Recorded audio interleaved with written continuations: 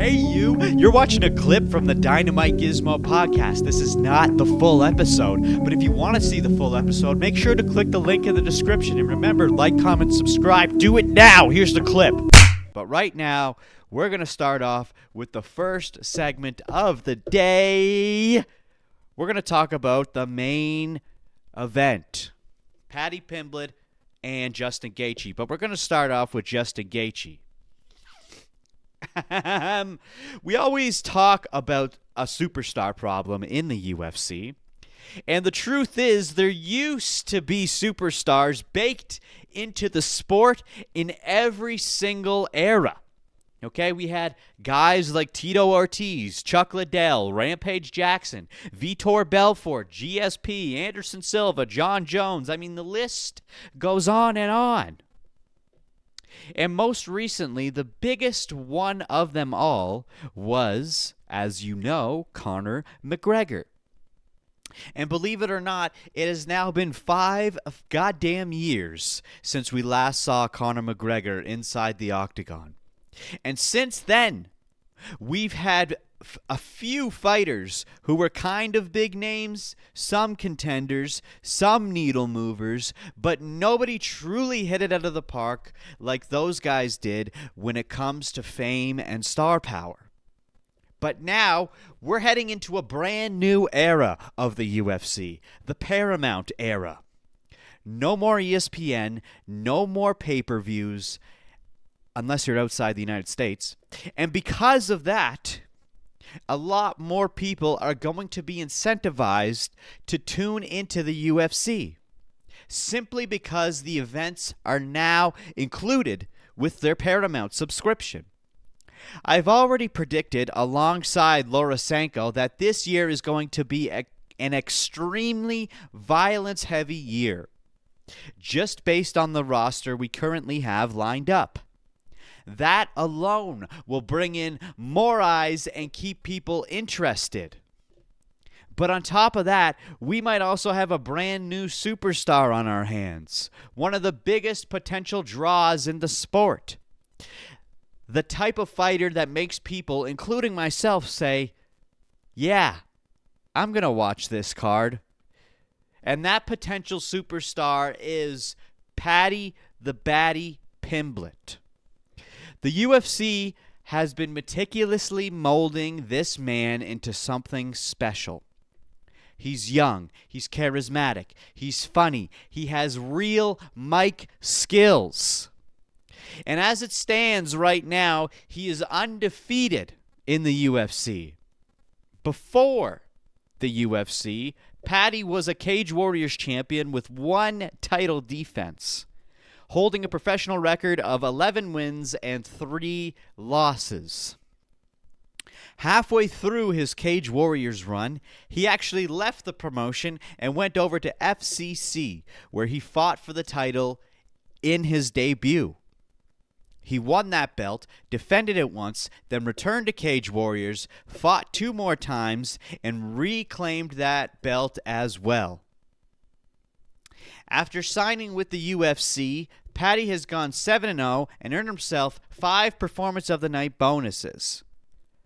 Now, there are some things about Paddy that I do want to point out. He is not a very active fighter. In 2022, he fought 3 times in 1 year, but from 2023 to 2025, he has only fought once per year. And those wins came against Tony Ferguson, Bobby Green, and Michael Chandler. Now, Tony Ferguson, although a legend, was on a 6-fight losing streak at that point and was clearly nearing retirement. Bobby Green has almost as many losses as he does wins. He was 38 years old at the time, and has a fighting style that can easily be taken advantage of, which Paddy absolutely did. And then there's Michael Chandler, one of the most entertaining fighters in the lightweight division. A former dominant force in Bellator, but by the time he fought Paddy the Baddy, Chandler was also 38 years old and sitting at 2 wins and 4 losses in the UFC. So Paddy had no problem defeating him. The last time we saw Paddy fight was April of last year, and since then he has jumped multiple spots in the rankings without even fighting, all the way up to the number 5 position. Now, if it wasn't for Ilia Topuria currently going through a court battle with his wife, we absolutely would have had Ilia versus Paddy this weekend. Which is still a little strange considering Arman is the number 1 ranked contender and is clearly the most deserving. But that's a whole other discussion which we're not going to get into right now. Charles Oliveira and Max Holloway both had their title shots against Ilia and couldn't get it done. Dan Hooker sits just below Paddy, but he lost to Arman in December, so he's not getting the shot. So outside of Arman, who is getting shafted? What the fuck? What am I reading? So outside of Arman, who was absolutely getting shafted, that really only leaves Paddy and Gaethje. And why is that? Because the UFC knows that if Paddy wins, it is massive for the organization. He truly could be the next superstar everyone has been waiting for. People love to say there will never be another Conor McGregor, and I don't agree with that. I don't think Paddy will be the next Conor, but I do think he has the tools to be the next big thing. And we also can't ignore the fact that Paddy has real beef with Ilia Topuria and Arman. Both Arman and Ilia genuinely hate Paddy. Ilia has gotten into multiple confrontations with him, barking at him during press conferences. I don't know if you remember this, but I could show you the clip if you'd like to see. It's kind of fun. It's kind of funny.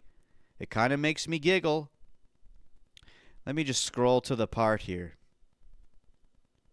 And I'm not going to sit here and say... Whoa. Say that you just gave up and rolled over. He just quit when he see me coming. Who said that? I couldn't hear you. What did you say? I didn't say nothing. What did you say, Jared? That was some space cadet behind you. I couldn't hear. That was some chorizo, Sorry. a Spanish sausage. Oh. He's so different. Your boy over there. When he see me coming, he go to the back doors. He's obsessed with me, lad. It's heavy. Shut the fuck He up. hasn't stopped tweeting about me all week, lad. He needs to sort his life out. Back in the mouth, please, loudly, shut up, man. What did you say, Jared, anyway? I that said... little bum's irrelevant. I said You're the that... fucking bum. Long bitch. You didn't quit. You just got tired. Yeah. So No, I should you're rephrase right. that. I should rephrase that. Yeah. And I stand corrected. Question for Ilia in the back. Has it been difficult being around Paddy? Have you had to stay away from him backstage? What you said? Has it been difficult being around Paddy backstage? I haven't seen him, lad. I haven't seen him all week. The UFC have kept us apart. When he see me coming, Because, you know, when I saw him last time, he got an hand sanitizer bottle bounced off his foot. I don't understand you anything. Back in the flouty, mouthy, like what? Hand sanitizer, boy! Fuck you. Fucking mushroom. Hey! Yeah. You want to No talk one to even me knows like you a by man your to man? name, lad. You're known as hand sanitizer, boy. You little Shut mongrel. up. De corazón. Hey. English, Hey. yeah? Hey. Speak English. You want to talk to me like the man to man? You said something about me. I went to your country. I slap your face. I get at the waist and grin. I walk like a king in your street. Are you talking English? And what you did? What you Is that did, man? English? Yeah, of course I Speak do. English for the people, lad. Shut up. Not German or Spanish I'm- like you're from. I'm you little talking, mongrel. I'm talking in English and fuck you in English y que te follen en español. Yeah, Espanol, because you're Spanish. Yeah. You pretend So to be Georgian do when you're what not. you- You what- were what born I in did to Germany you in your and you live in country. Spain. Try to do it You in were Spain, born in and Germany you're gonna see and what's you gonna live in happen to you, Spain. you You're a fucking little rat. mongrel. Shut up. That's what you are. You're a little mongrel. Shut up. If not, I'm gonna stand up and I'm gonna crush your face right here. Do it then, you Mash little you up. fart. You have another question? Do it. Do it then, you little pussy. What? Do it. Do it. Come on, do something then. Do something, stand up. What'll you do? You'll do nothing. You'll do nothing, you little fart. Go and sit back down. Sit back down, you little pussy. Puta. Fucking pussy.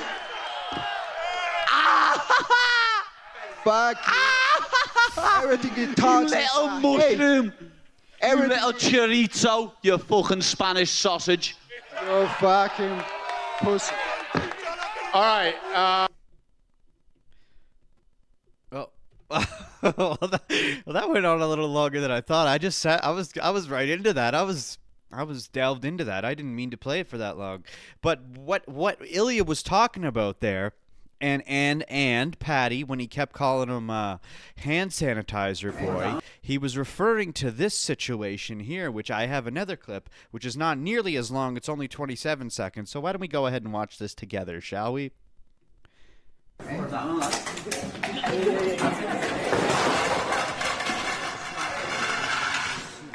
That's it. Oh, I think I'm scared of you. Fuck you, bitch. Fuck you, bitch. Fuck you, bitch. What, man? I'm still here. You little maggot. And that's that. Ilia threw a hand sanitizer bottle at him, and they were about to get in a little bit of a scrap. But they didn't. They got held back. Well, there was a table in between them as well. But anyway, that tension is already there. And it can absolutely be used to hype up the White House card. When Ilia eventually comes back to reclaim his title against Paddy, if he wins.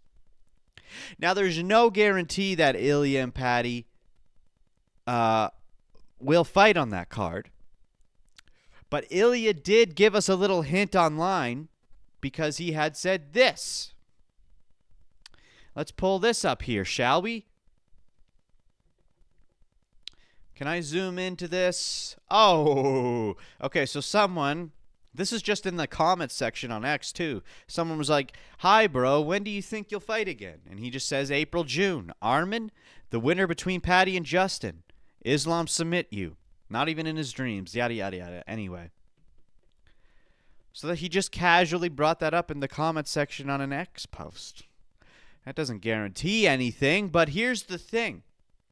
The original plan was to open the Paramount era with the biggest fight possible, which, as I said, would have been Ilia versus Paddy. So why would Ilia, or why would the UFC choose to put him on anything other than the White House card?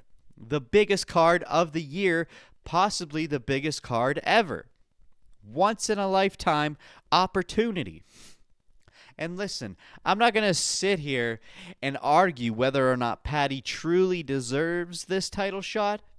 You know, you got guys like Anthony Hernandez, who's on a bigger and better win streak than Paddy and still hasn't fought for the title, or Lerone Murphy, for example. But anyway, Paddy is a great fighter.